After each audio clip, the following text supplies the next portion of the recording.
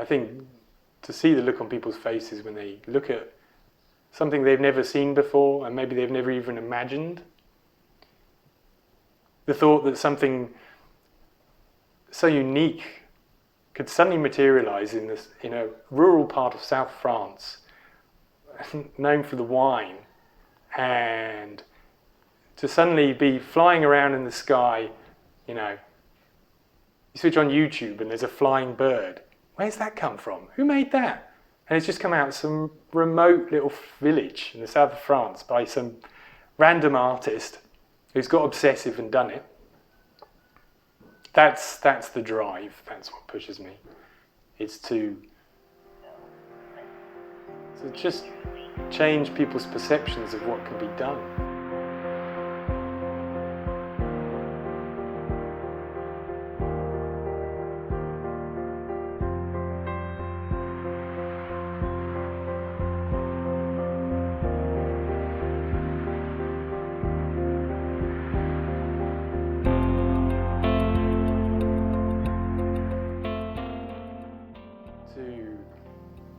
To think that anyone can do something, it sounds a bit cheesy and stuff, but I think it's important. Like, you know, a little kid seeing a 4-meter flying bird take to the air, that could change someone's life.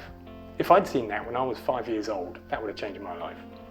And I think it's important for that, as much as any other human innovation, technical, artistic approach to beauty, any of that. It's just changing people's preconceptions as to what can be done and how it should be done. And flight's magic. Flight's intriguing, you know? Flight's cool.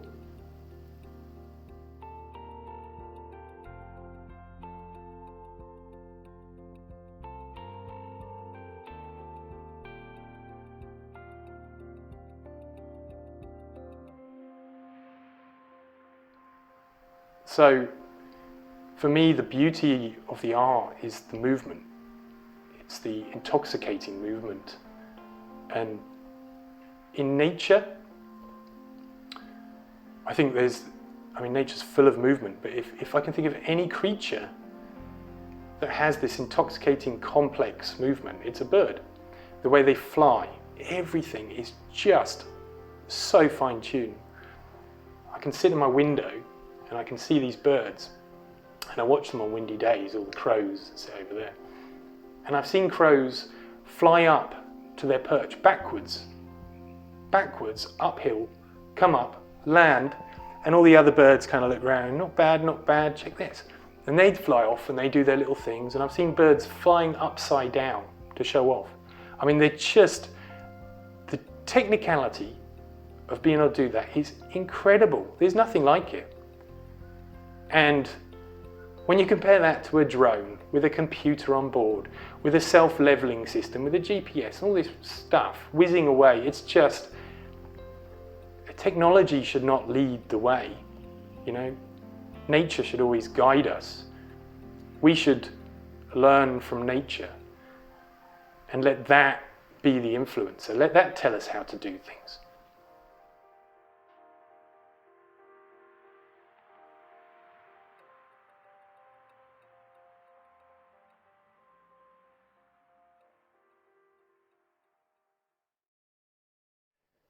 When I was a kid, I remember going bird watching with a relation. I thought, bird watching?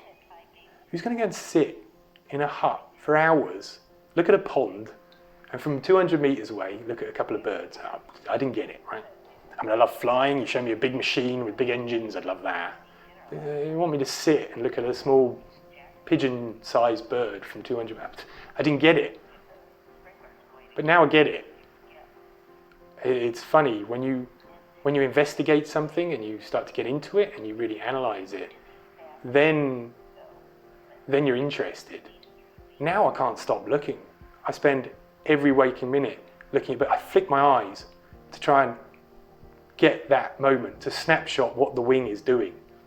You know, and it's happening so fast. Even slow motion cameras, frame by frame, it's still hard to see what's going on. So I get that.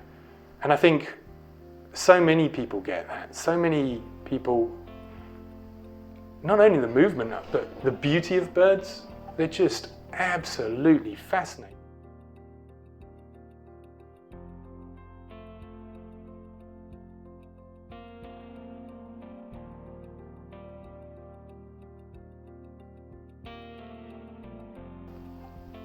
I think my art is about movement. It's not aesthetic.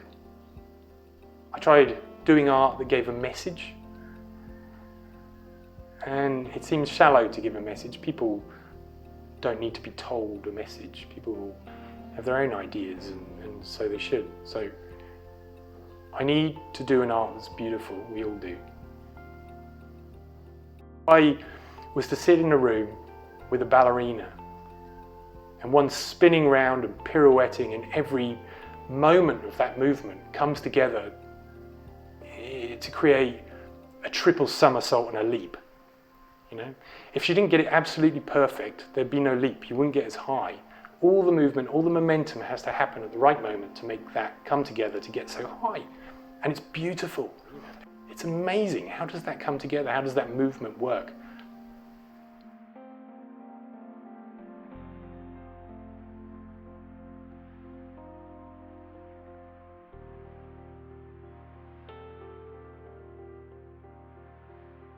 There's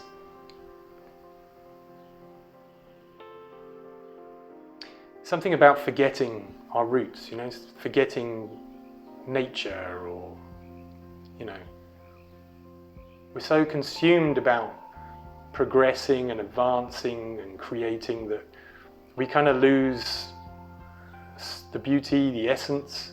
You know, what are we all doing here? You want to inspire people? Make a flying bird. You know, make something tangible that people can understand, can relate to, that people enjoy. It can be practical. There's all sorts of practical elements to it.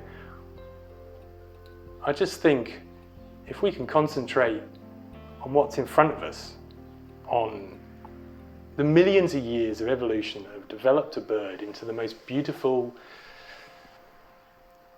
elegant, mechanically sound idea. Why can't we focus on that? Why can't that be what drives us? Why can't that give us passion?